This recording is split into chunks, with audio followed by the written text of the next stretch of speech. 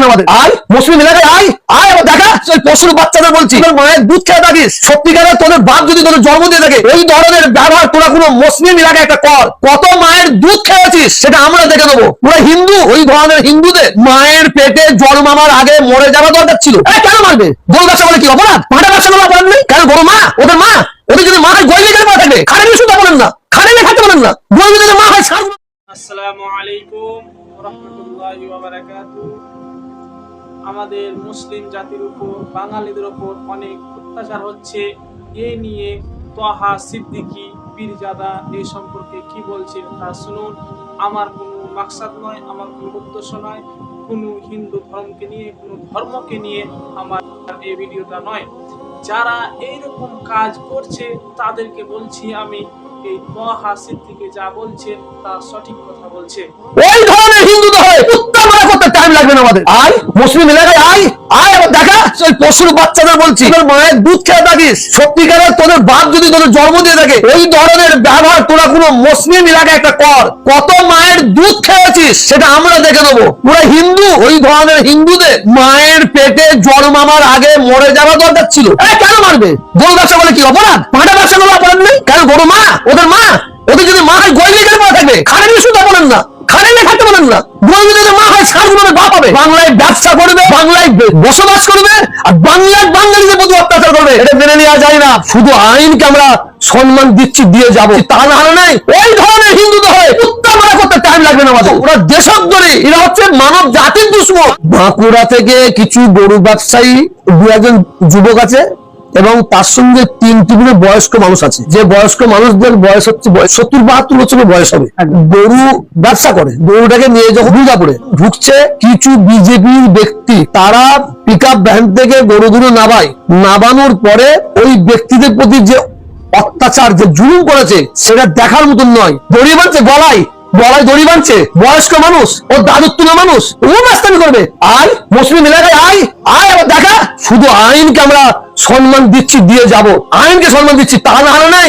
ও ধরে কুত্তা মারা করতে, ও ধরা বলতে হিন্দু ধরা নাই, ভুল বুঝবেন না, হিন্দু ধরা নাই। ওই ধরনের হিন্দু, ওই ধরনের হিন্দু ধরে কুত্তা মারা করতে টাইম লাগবে না আমাদের, বলে দিলাম। ওরা কিন্তু অ্যাকচুয়ালি গোরক্ষক নয়, গরু চোর। গোরক্ষকের নামে ওরা গরু চুরি করে এইভাবে। কেমন? ওরা ভারতবর্ষের মানুষের কাছে, বাংলার মানুষের কাছে পরিচয় দিতে চাইছে আমরা গোরক্ষক, গরুর দায়িত্ব নিই।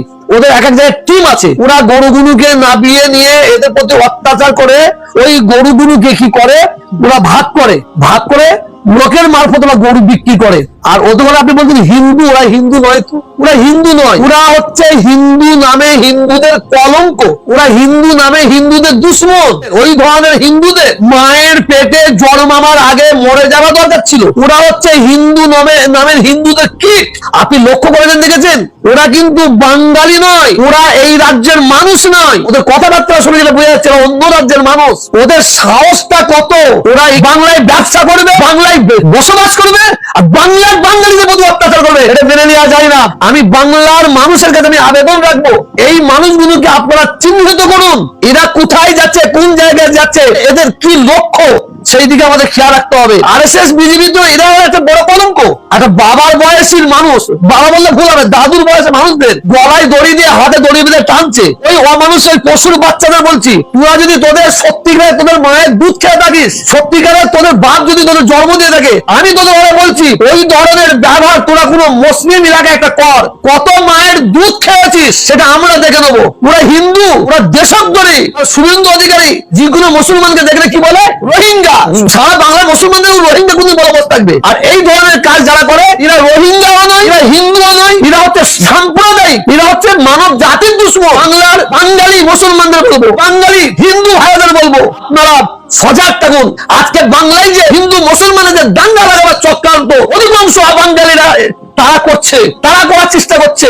পশুগুলো অন্য রাজ্য থেকে এখানে এসে ওরা দাঙ্গা লাগাবে, আর আমরা সাধারণ বাঙালি হিন্দু, আমাদের বাঙালি মুসলমান, আমাদের যে মিলন, যে ভালোবাসার, তার ফাটল ধরাচ্ছে, ওরা লাগিয়ে পালাচ্ছে। জেলা সভাধিপতি ওদের নামে FIR করেছে, জানি না পুলিশ অ্যারেস্ট করেছে কিনা, আমরা দেখতে চাই। ওদের অ্যারেস্ট করে এমন ভাবে শাস্তি দিতে হবে যে ওদের শাস্তি থেকে দ্বিতীয় ব্যক্তি, সে হিন্দু হলে মুসলমান হোক, ও যেন এই ধরনের কাজ না করে।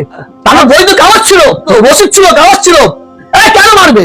গরু ব্যবসা করলে কি অপরাধ? পাঁঠা ব্যবসা করলে অপরাধ নেই? আমার মধ্যে পাঁঠা ব্যবসা করলে অপরাধ কেন? গরু মা, ওদের মা, ওদের যদি মা হয় গইলে গেলে পড়ে থাকবে, খানে নিয়ে শুনতে বলেন না, খানে নিয়ে থাকতে বলেন না।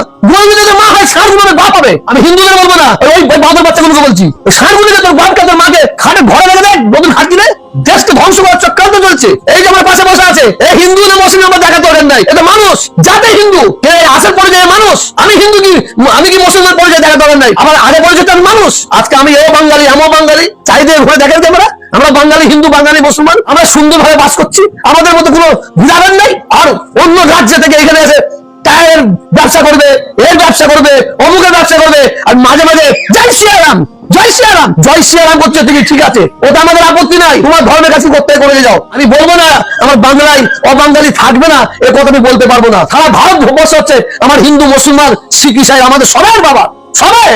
আর যারা সত্যিকারের হিন্দু, যাদের রক্তর কোনো দোষ নাই, যাদের জন্মের কোনো দোষ নাই, সত্যিকারের মায়ের দুধকে হিন্দু হয়েছে, যারা সত্যিকারের মায়ের দুধকে মুসলমান হয়েছে, তারা কোনোদিন দাঙ্গা করতে পারে না, তার কোনোদিন এই ধরনের কাজ করতে পারে না। এরপরে আমি পশ্চিমবাংলার মুখ্যমন্ত্রী মমতা ব্যানার্জিকে দাবি রাখছি, বাংলায় এই ধরনের এক একটা ঘটনা ঘটছে, তারা কি করে সাহস পাচ্ছে? প্রশাসন চুপ আছে কেন? অন্যায় করছে তাকে ধরে প্রশাসন হাতে তুলে দিচ্ছে, একদিন দুদিন পর ছেড়ে দিচ্ছে। পশ্চিমবাংলার মুখ্যমন্ত্রীর কাছে আমার কোনো জন অনুরোধ, একটা জিনিস মাথায় রাখতে হবে, মুখ্যমন্ত্রীকে ফুসকুড়িকে ফুসকুড়ি ভাবে ছেড়ে দিলে হবে না। ফুসকুড়িকে যদি ফুসকুড়ি ভাবে ছেড়ে দেওয়া হয়, ও একদিন ফুড়ার আকার নেবে। আমি পশ্চিমবঙ্গের মুখ্যমন্ত্রীকে সম্মান জানিয়ে বলছি, বাংলার মুসলমান আমাদের কিভাবে বঞ্চিত করা হচ্ছে, কিভাবে কি করা হচ্ছে, আমরা সব জানি, যারা খামোশ খেয়ে আছি। আর তারপরে এইভাবে একের পর এক অত্যাচার হবে, প্রশাসন ধরবে তাকে, আজ ধরে কাল ছেড়ে দেবে, এই খামোশ খাওয়া সম্ভব নয়। দেশের আইনকে সম্মান দিয়ে এই কথাগুলো আমি দাবি রাখলাম মুখ্যমন্ত্রীর কাছে। নিশ্চয়ই উনি কর্ণপাত করবেন আমি মনে করি।